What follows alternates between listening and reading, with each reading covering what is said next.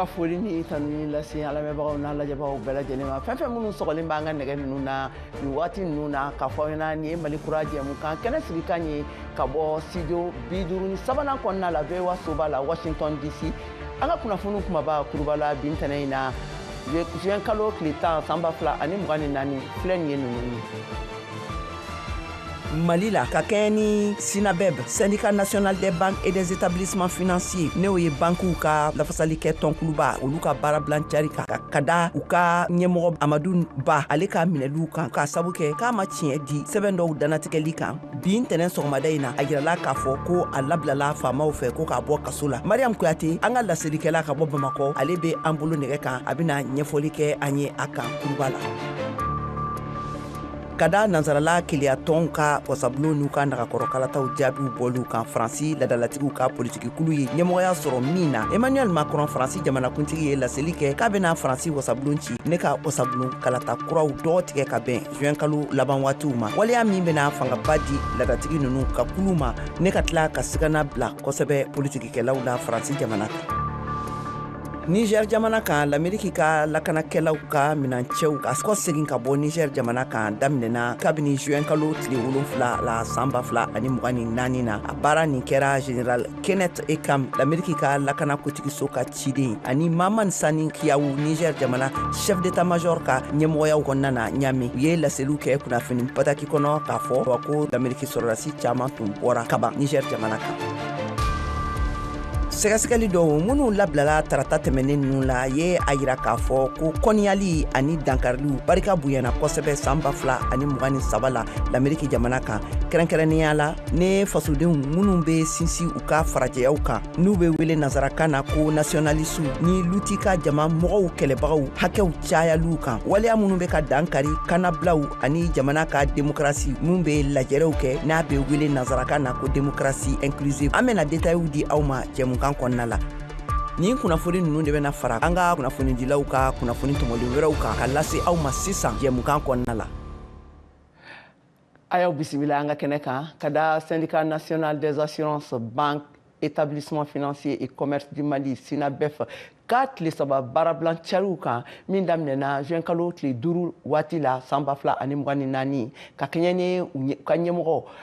ka minɛli ye kiirikɛlaw fɛ ayiwa a yirala k'a fɔ ko bi ntɛnɛ in na a labilala Amadu Ba n'o y'u ka ɲɛmɔgɔ ye ale labilala kiiriso fɛ a kɛra condition jumɛnw na ayiwa an ye wele bila an ka laselikɛla ma ka bɔ Bamakɔ Mariam Kuyate a b'an bolo nɛgɛ kan ayiwa Mariam ni tulo b'an na i bisimila.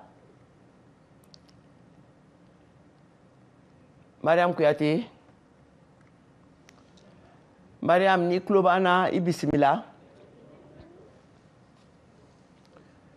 Awa an bɛ tɛmɛ n'a ye a bɛ komi nɛgɛw darakira an bolo an bɛna tɛmɛ ni an ka kunnafoniw ye yirala k'a fɔ ko mɔgɔ bayirika caman de ye wulikajɔ nisɔngoya wulikajɔ kɛ ayiwa Wagadugu duniya keleya tɔnba ale ka soba min bɛ yen nɔ o da la ka u ka nisɔngoya yira ka kɛɲɛ ni u bɛ ka bisigilikan minnu ta k'a ɲɛsin Burkina sɔrɔdasiw ma ka kɛɲɛ ni fasojɛmaw ka fagaliw ye. Kadɛri Tarawele an ka laselikɛla ka bɔ Burkina Faso u bɛ ɲɛfɔli kɛ an ye a kan an ka kumakanw lamɛn. Bi jumayola in na Burkina Fasodenw de bɔra Wagadugu i n'a fɔ kɔnɔkulu k'o ɲɛsin dunya kelenya tɔnba ka cikɛda min sigin nɔ faso kɔnɔ n'an ko système des nations unies yaasa ka taa u ka nisɔngoya yira ka taa jalaki min bɔra ONU ka ɲɛmaaw fɛ k'a fɔ ko Burkina Faso ka finitigiw kɔni ko olu bɛ maa gwansɔnw fagara jadi kɛlɛ kɔnɔ. O tun ka ɲi ka badaki min di ONU ka ɲɛmaa ma Wagadugu kɔnɔ Justin Dabire ale ye o kalan. Burkina Faso ye jamana ye mun bɛ ONU kɔnɔna na wa a bɛ ka terrorisme kɛlɛ a bɛ san 8 bɔɲɔgɔnko bɔ terrorisme yɛrɛ kɔkɔrɔmadɔnnen don jamanabaw fɛ diɲɛ kɔnɔna na nin gɛlɛya waati nin kɔnɔna na Burkina Faso jamadenw kɔni kun jigi b'a kan k'a fɔ ko ONU n'o ye jɛkuluba ye o na dɛmɛ kɛ k'a ɲɛsin jamanadenw ma nka hali sisan an bɛ yɔrɔ min na foyi a kɛra balinanko ye an ma jalakiliwale minnu bɔra ONU fɛ k'a ɲɛsin an ka finitigilakaw ma k'a yira k'a fɔ ko u ye fasodenw faga n'o ye civiliw ye nin jalakili nin sinsilen tɛ bolo foyi kan wa a bɛ kɛ sababu ye ka an ka finitigilakaw fari faga minnu yɛrɛ bɛ k'u nin di walasa jamanadenw olu bɛ se ka kisi cogo min na. kama sɔrɔ lankana tigilamaw kɔni olu sera ka kogo fɛnsɛn min sera k'a to wulikajɔla ninnu ka dɔ o kɔfɛ u ka ɲɛmaaw kɔni olu sera ONU cikɛda ɲɛfɛ u sera ka u ka badaki di ONU ka lasigiden ma Burkina Faso n'ale ye Alain Akpochi ye. De tous les agences du système des Nations Unies ici ONU bolofara fɛn fɛn bɛ Burkina Faso yan nɔ olu bɛɛ lajɛlen tɔgɔ la an b'a yira aw la k'a fɔ ko an y'aw ka sɛbɛnfura sɔrɔ an ye aw lamɛn fana an b'a yira aw la k'a fɔ ko an fana na fɛɛrɛ bɛɛ lajɛlen sigi sen kan mun b'a to aw ka hakilinaw n'aw ka ŋaniyaw n'aw ka sɛbɛnfuraw a ka se a seyɔrɔ la mun ye ONU yɔrɔbaw ye. Afin que ça puisse parvenir aux autorités onusiennes au plus haut niveau. Nin wulikajɔla in ko ni ONU bɛ fɛ ka baara kɛ Burkina Faso kɔnɔ basigira o ka ɲi ka kɛ bonya ani karama le kɔnɔ. Abubakar Fofana bɛ o ɲɛfɔ. À partir d'aujourd'hui an bɛ mun fɔ ONU ɲɛna kɔni an t'a fɛ ka ɲɔgɔn dɔgɔya o ka dɔgɔyali an t'a fɛ an ka ɲɔgɔn bonya o k'an bonya parce que an b'a dɔn ko maa si tɛ ka baara kɛ kelen fo an ka baara kɛ ni ɲɔgɔn ma de mais avec respect fo an ka ɲɔgɔn bonya de anw t'a ye o de. Ni maa ninnu bɔlen ni ONU cikɛda kɔrɔ o sera Faransi ka lasigiden so ɲɛfɛ k'a fɔ ale ɲɛna ko olu bɛ kalo kelen de dira ale ma a ka wuli ka bɔ a nɔ na sabula ale gbɛrɛlen don kojugu furancɛfaga ɲɛmaa ka cikɛda kɔrɔ. Nin tun ye Kadaye Tarawele kumakan ye ka bɔ Wagadugu, Burkina Faso. An tun ye laselikaw ye sisan jɛmukan daminɛ na an ka laselikɛla Mariam Kuyate ale b'an bolo nɛgɛ kan nɛgɛw kun darakira. Mariam an ka foli b'i ye. Ayiwa Kajatu an b'aw fo an b'a lamɛnjɛkulu bɛɛ lajɛlen fo. Ayiwa ɲininkali fɔlɔ ye min ye faso jama yala faso jama ye ni baarabilancani minɛ cogoya jumɛn na u y'a ye cogoya jumɛn na.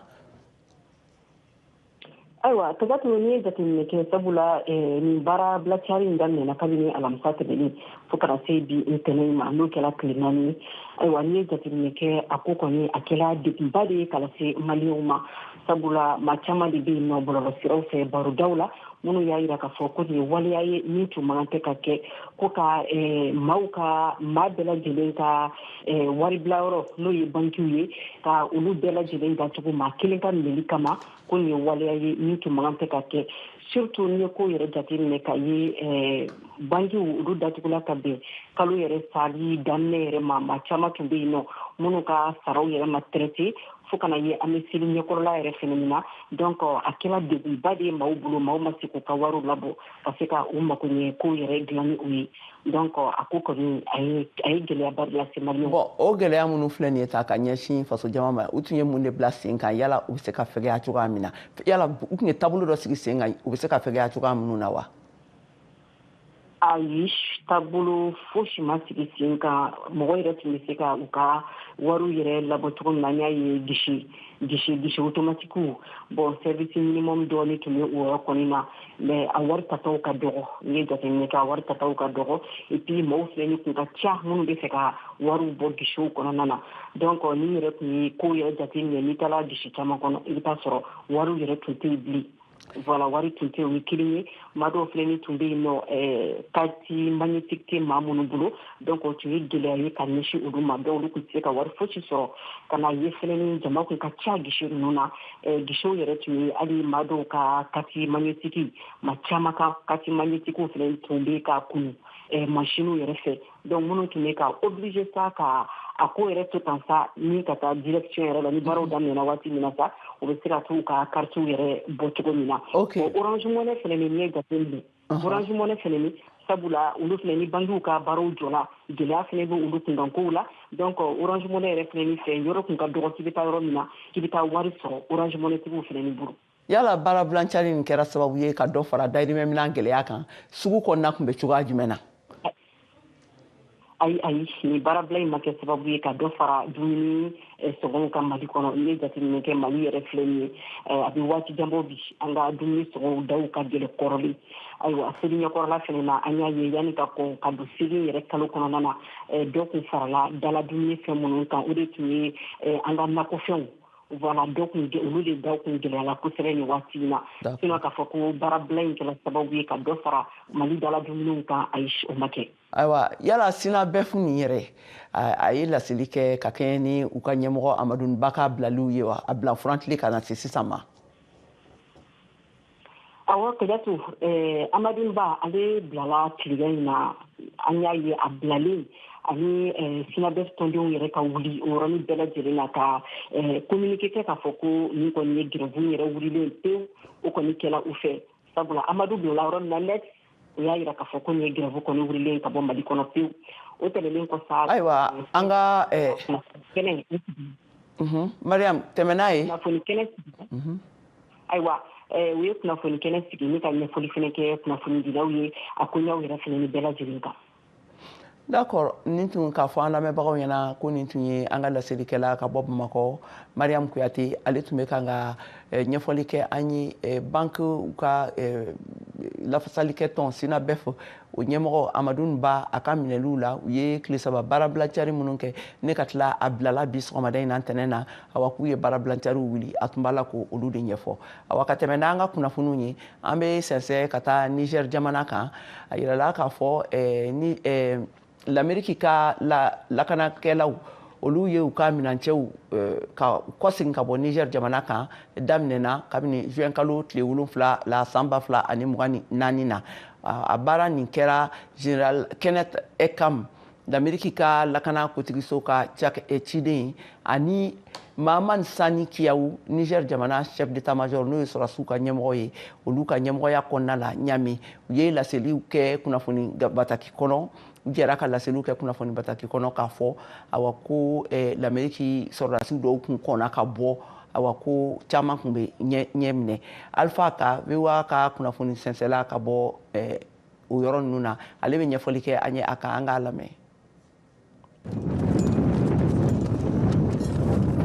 U ka kumaw senfɛ ni lajɛ in kɛnɛ kan sɔrɔdasi ɲɛma 2 ninnu y'a lase ko Ameriki sɔrɔdasi 269 bɔra ka ban Niger kɔnɔ o ni minɛn caman n'a fɔ kɛlɛkɛ mobiliw wa ko o baara in na to senna dɔgɔkun nataw kɔnɔ fo ka taga maa ninnu tɔw bɛɛ taga. Afin de permettre un retrait en bon ordre walasa ka se ka bɔli kɛ nɔgɔya la ani lakana kɔnɔ an ka jamana filaw jɛna ka kulu dɔ sigi sen kan min bɛ o baaraw kɛ o kulu ye baaracogoya dɔw fɛɛrɛw tigɛ min bɛɛ jɛna ni a ye ko kow ka kɛ o sira kan o fɛɛrɛ ninnu de bɛ u jɔ ni Amerikikaw ka bɔli bɛɛ lajɛlen ye a la dɔ ye ka sɛbɛnw di Amerikikaw ma minnu b'a to u ka panwuluw bɛ wuli ni ka jigi nɔgɔya la ani bɔli minnu bɛ kɛ ni dugumasira ye. Et l'organisation des convois terrestres. Nin wagati in na Ameriki sɔrɔdasiw bɛ kɔnɔni na sani u tagali cɛ Niger maraba dɔw kɔnɔ n'a fɔ Difa, Walam ani Agadez o min ni u ka drondaga belebele sigilen bɛ yen walasa u bɔli ka nɔgɔya Niger marabagaw ko u na ko sugu bɛɛ lajɛlen kɛ minɛnw mobilibaw ani sɔrɔdasi ninnu ka sira sɔrɔ ka sɔrɔ basi fosi ma kɛ wa ko Amerikika dɔw kan kana dɛmɛni na kamasɔrɔ minɛn ninnu ka ca. Dans un souci d'accélérer walasa ka Amerikikaw ka tagali ko in na teliya Amerikika dɔw kan kana ni olu bɛ wele ko logisticiens walasa kana dɛmɛ don yankaw ma olu kan kana daga 2 la daga fɔlɔ o ye base 101 filanan o ye base 201 et 201 mais kalo tile 19 tɛmɛlen Amerikikaw ni Niger sɔrɔdasi ɲɛmaw tun bɛnna nin tagali ko in kan ɲɔgɔn ye dɔ sen fɛ o kɛra ka conseil NSPK bɛnkan sɛbɛn sɔsɔli ye o min tun bi u ni Washington ni ɲɔgɔn cɛ nin y'a san caman ye hali ni a y'a sɔrɔ nin baaraɲɔgɔnya in ɲɔngirila Ɲami ni Washington cɛ o t'a bali jamana 2 ninnu ko u tɛgɛ na to ɲɔgɔn bolo ni ka baara dɔgɛrɛw kɛ ɲɔgɔn fɛ nin baara ninnu kan ka kun cɛ ka bɛn ni septembre kalo tile 15 nata ye Alpha Ka VOA Bambara tɔgɔ la. ayiwa k'a fɔ aw ɲɛna sisan an bɛna fiɲɛ minɛ dɔɔni an bɛna kɔsegin ka sen ka na aw kana taa kunnafoni tɔw b'an bolo an bɛna don jɛmukan tako 2nan kɔnɔna la k'a ɲɛfɔ aw ye aw k'an bɛɛ sɔɔni. Le monde change. Les temps paraissent incertains. Et ce que l'on entend est souvent différent de ce que l'on voit. Alors nous recherchons la vérité. Quand on ne nous raconte qu'une partie de l'histoire, nous perdons confiance. En temps de crise, nos rêves, nos espoirs et nos souhaits d'un avenir meilleur dépendent d'une presse libre. À la Voix de l'Amérique, nous vous apportons les nouvelles que des gens prennent des risques pour voir. Nous connectons le monde et l'unissons par la vérité. La Voix de l'Amérique, c'est l'actualité dans sa totalité.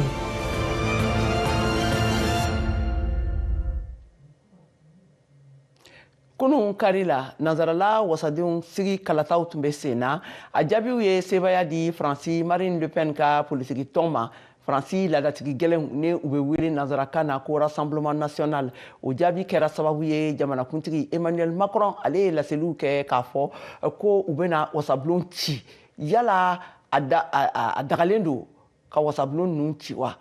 ka wasaden kalata kuraw k'olu bila sen kan wa ni wasaden bulon ninnu fana cira a kɔlɔlɔ a bɛ se ka kɛ mun de ye Boubacar Sidibé n'ale ye VOA Bambara ka laselikɛla ye ka bɔ Faransi ale bɛ ɲɛfɔli kɛ an ye a kan an k'a ka laselikanw lamɛn. C'est pourquoi après avoir procédé Chariaden sɛbɛn mun bɛ wele article 12 n'o ye article 12 ye o de bɛ Faransi jamana ɲɛma Emmanuel Macron yamaruya ka wasaden bulon ci. Macron yɛrɛ de ye o lase in kɛ jabaranisow la surɔ.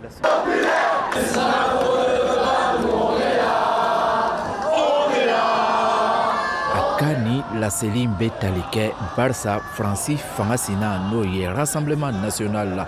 Marine Le Pen ka tɔn ye olu ka sebaya sɔrɔli farajɛla tɔnba wasaden sigi la n'a bɛ wele élection européenne. Walasa Emmanuel Macron ka wasaden bulon ci a jagoyalen don a kan ani a ka marabolo ɲɛma ka fara wasaden bulon ɲɛma ani sema ɲɛma u ka sigi ka kumaɲɔgɔnya kɛ. I n'a fɔ o sɛbɛntiyalen don cogo min na sariyaden sɛbɛn 12 in kɔnɔ. Nga Emmanuel Macron wajibiyalen tɛ ka ni mɔgɔ saba fɔlen ninnu ka hakilinaw bato. Jamana ɲɛma ka fɔ la k'a bɛ na Faransikaw wele kokura ye ka taa wasaden kalafili la n'o bɛna tali kɛ juin kalo laban na ka bɛn juin kalo tile 30 ma n'o ye tako fɔlɔ ye filanan bɛ se ka kɛ juillet kalo tile 7. O kumakan kelen fɛnɛ de sɛbɛnciyalen don article 12 kɔnɔ ka yira k'a fɔ ko ni wasaden bulon cira jamana ɲɛmɔgɔ fɛ a wajibilen don a kan ka kalafili kura bila sen kan tile 20 o kɔfɛ fɔ ka taa bila tile 40 na. Sira wɛrɛ fɛ baara mun tun bolodalen don wasadenw fɛ walima u ka baara minnu tun bɛ sen na olu bɛɛ bɛna ɲɔgiri fɔlɔ. I b'a fɔ sariya mun tun bɛ sen na janko ka sokow nɔgɔya Faransikaw ma, sariya mun fana tun bɛ sen na ka tali kɛ sɛnɛkɛlaw ni baganmaralaw ka waleyaw kan fo ka taa se kɛnɛyako a n'a ɲɔgɔnna caman. Mɔgɔ caman kɔni y'u ka kamanagwan yira ka ɲɛsin Emmanuel Macron ka nin waleya in ma. U ka fɔ la ko nin bɛ se ka kɛ sababu ye ka na ni politikiko kɛlɛ kura ye jamana in kɔnɔ. Buba Sidibé, VOA Bambara tɔgɔ la ka bɔ Paris. Ka tɛmɛ ne ni juru kelen ye awa Georgia Meloni ani Marine Le Pen olu ka ɲɛmɔgɔya kɔnɔna na Faransi jamana politiki kulu ladatigi gɛlɛnw ne u bɛ wele nanzarakan na ko extrême droite u bolo kɔrɔ talen de ye ɲɛmɔgɔya minɛ u ka nanzarala kalata ninnu na min ɲɔgɔn ma deli ka kɛ yaasa ka kunnafoni kɛrɛnkɛrɛnnen sɔrɔ a koɲa la ne ka tila ka mɔgɔw ka hakilinaw dɔn an ye wele bila Ti Chéri de ma ale ye femme yɛlɛnni malienne de France o kulu présidente don awa Ti Chéri an ka foli b'i ye. N yɛrɛ ka foli bɛ aw ye. Awa VOA Bambara n ka foli bɛ bɛɛ lajɛlen ye. Comme on dit, la seule chose qui est vraie en démocratie c'est la presse. Donc ne de b'aw fo k'aw barikada. Awa i bisimila an ka kɛnɛ kan. Ɲininkali fɔlɔ ye min ye o ye ka e yɛrɛ ka hakilina ye jumɛn de ye ka kɛɲɛ ni nin extrême droite ka nin sansɔrɔ nin ye nanzara la. Au fait nin ma bali an na ni mɔgɔ min ye kɔlɔsili kɛ san 20 tɛmɛnen kɔnɔ extrême droite bɛ taa deuxième tour là à chaque fois avec Jacques Chirac, Jean-Marie Le Pen. Au tagara deuxième tour là, Sarkozy encore avec Marine Le Pen, Macron avec Marine Le Pen. Donc c'est un fait balendo Anna, mais c'est la première fois élection là ou première et tantôt. C'est une première quand même dans l'histoire. Alors, e bɛ se k'a fɔ an ɲɛna a ma sɔrɔ la u ka nin san sɔrɔ in ma sɔrɔ la mun de fɛ mun de kɛra mun de bɛ yen nɔ n'a ninnu sera ka san sɔrɔ sisan nin cogoya la tan. Au fait, on sait qu'au Damoun, dans le passé, il y a 30 années en arrière, quand il y a fort et parti bas, là, de tomber français, non, Sarkozy nous a parti républicain, où il y a trois éléments qui républicain, et en socialiste, où on a dirigé, Abna Bora Kelembolo, Abedo Kelembolo, bon, au Kona là, comme au parti Fladron est tombé, Marine Le Pen, nous, basé ferme, nous, ou quand la d'accord, nous, ou quand la garder, en même temps, comme tout le temps, parti Keleni Flay, avec un fallait falloir nous moitié. Ou tagara kata côté racial nous ni religion ko nous donc ni tumaranke français na civil no français du ko ka no école petit ngedro a de médiatiser ou taruka politique basée au cas donc comme toujours ni nous fait flair donc finalement à politique de Kaiba faut qu'on ait un parti unique là donc il y a ça en plus il y a un peu de mauvaise gouvernance qui est dans ça donc on est à tout en serait un nobi. Yala ere bolo kololo be ni politique la da kulu nunka ni sansoro ni na farafina tunga de unka keren yala munun sigile men nazarala ani fene nazarala jamana nun fene politique munun bubulu ka keni tunga la de nunka la do nunye uka dukulu ka mawa kololo ba lawa se ka mufanye uka ne se ka science la de fola mbese ka fo akololo famba be bi franci de kan parce que jamana si te ka ite dugu sidon diɲɛ kɔnɔ k'a fɔ ko a dugu sigira k'a développera ni avec des discours racistes et en même temps antisémites o sugu ninnu tɛ se ka jamana jɔ i m'a faamu wa o exemple fɔlɔ ye mun ye États-Unis filɛ nin ye diɲɛ bɛɛ bɛ yen non mais États-Unis c'est partie de c'est les premières puissances au monde n'an taara Chine u bɛ ka silamɛya mun fɔ parce que u banbalen don k'u ɲɛsin silamɛya min ma Chine silamɛ baden de bɛ yen nɔ la Chine fait partie des puissances économiques au monde donc ni est Francis à Kaladé, comme il y a un fond, niveau politique, c'est des discours politiques. Comme il va donner des politiques, arguments politiques ou des iboussi. Marine Le Pen, nous y cassé une là, il ne sait qu'à fort, pour une partie basse là, nous mourons de Bordeaux, quel est Marine Le Pen, quel est Macron, c'est non. Au nous de comment on va faire une partie politique là, mais le problème est il n'arrive pas à dépendre des politiques. Comme il y a appuyé, le grand perdant, ce sera la France, parce que nous, Francis, à Kadjatemine. Il y a Barakolo de l'instant de Djatemine, il est pas pour tout le monde de Bala. Il est à l'hôpital ou la tout le monde de Bénon. Allez, chirurgien du Bibi, la pour opérer Francis. Il est vous blesser à Moroka, à Bé, en tout le monde de il est Barakolo de l'instant de bâtiment. Il est sans donc au Baraka Bala Francis, non. À Barakolo de l'instant Francis, tout le monde de au lieu de rester à Baraké. Et en même temps, nous avons utilisation, par exemple, dans les familles, dépenser les fonds, il est à ce que de Tobli, Djamba, on est qu'à devenir de 2-3-0, c'est ça là, pour vous baller ça, là. Donc, français, économie en bas, à base de Français, de cas. Exemple, où est Dima, bien à Kadjatemini. En fait, on devait dire iPhone 15, iPhone 16. Mais par contre, ce n'est pas sur le français, mais le train docteur a 1 000 francs par jour, plus de 300 000 francs par jour. Il n'est pas sur quoi c'est le téléphone, c'est 100 euros. D'accord. Donc le développement même de l'Afrique est basé sur nous, les étrangers. Aïwa, o diyara n ye ti mais sani an ka taa dakuruɲani fitinin kelenna ka surunya mun de bolodalen bɛ aw tunkarankew bolo sisan ka kan dɔ sɔrɔ sisan yaasa aw bɛ se ka aw kan labɔ ka se ka nin ko ninnu kunbɛn. On reste motivé comme d'habitude.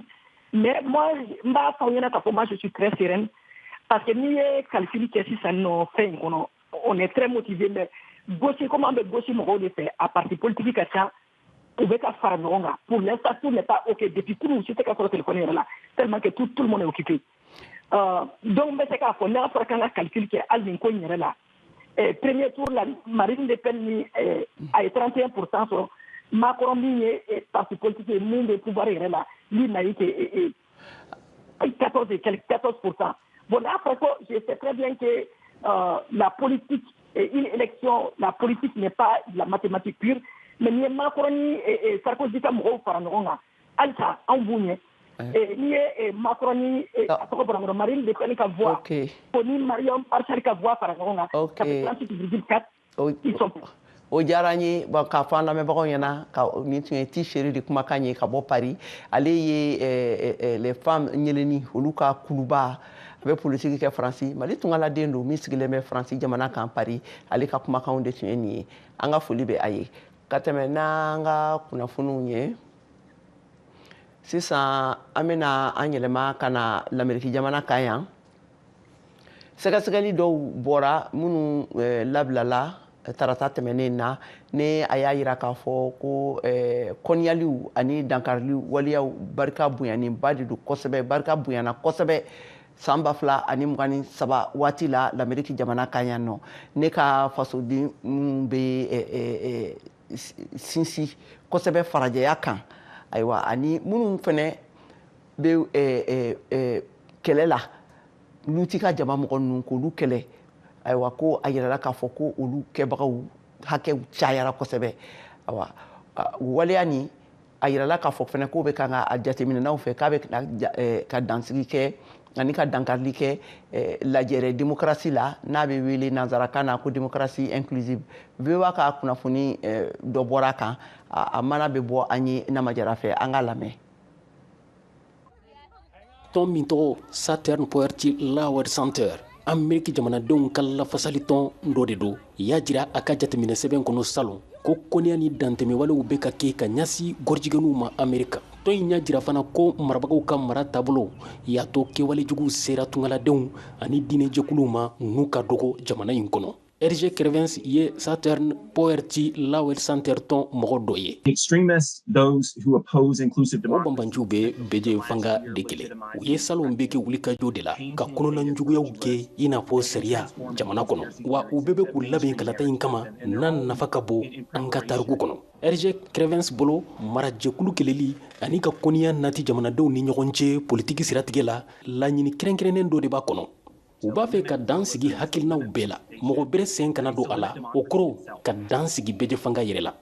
novembre kalo jamanakuntigi kalata in na demokratiw ka cɛbɔ n'o ye Joe Biden ye ale kɔni y'a jira k'a kelen pewu de bɛ se ka kɛ sababu ye kɔniya kumaw cayali bɛ ban États-Unis mɔgɔw ni ɲɔgɔn cɛ ne t'a to Donald Trump ka Ameriki kɛ danayabaliya jamana ye ni mɔgɔw tɛ bonya a kɔnɔ tugun wa ne tɛna to Donald Trump ka Ameriki kɛ jamana ye ni nin juguya ni kɔniya bɛ caya a kɔnɔ tuma min Donald Trump tun ye jamanakuntigi ye a ye mankan dɔ lawuli jamanadenw ni ɲɔgɔn cɛ a ka lajɛ dɔ senfɛ san 2017 la Charlottesville Virginie mara la o kɔfɛ a ye wulikajɔ kɛlaw jalaki k'olu de ye ni mankan in lawuli fo kɛlɛ bɔra a kɔnɔ o senfɛ tibabu do n'a ka mobili dafalen donna jama cɛ la fo ka muso kelen faga mɔgɔ 30 ko jogina o waati la Trump y'a fɔ ko nin ye kɔniya kɛnɛ de ye jamanadenw ni ɲɔgɔn cɛ Trump ye républicainw ka cɛbɔ ye jamanakuntigi kalata la bi ani jɛkulu minnu bɛ ɲɔgɔn fɛ jamanadenw ka lafasali tɔn Saturn Poverty Law Center y'a jira san 2013 la ko banbanci jɛkuluw don u tɛ mara jɛkulu ɲalen fɛ u t'a fɛ fana dɔw ka kalan kɛ jamana kɔnɔ sinan u bɛ ka Moms for Liberty jɛkulu tɔgɔ tiɲɛ ko jamana kɔniya de b'u kɔnɔ yala o kumaw bɛ don aw hakili la wa Moms for Liberty o ye kɔniya jɛkulu ye wa nka Moms for Liberty jɛkulu kɔni ma sɔn